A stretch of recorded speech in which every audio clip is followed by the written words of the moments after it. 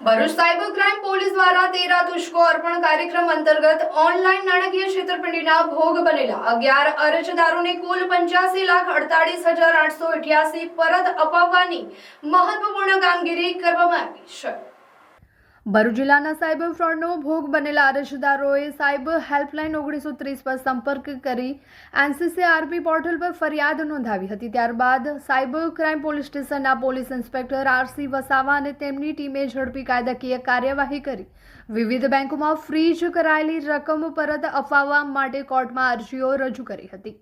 અરજદારોના કુલ ₹85,48,888 રાજ્ય અને રાજ્ય બહારની વિવિધ બેંકોમાં ફ્રીઝ કરવામાં આવ્યા હતા। ચીફ કોર્ટ ભરૂચે 11 અરજદારોને આ રકમ રિફંડ કરવાનો આદેશ આપ્યો હતો।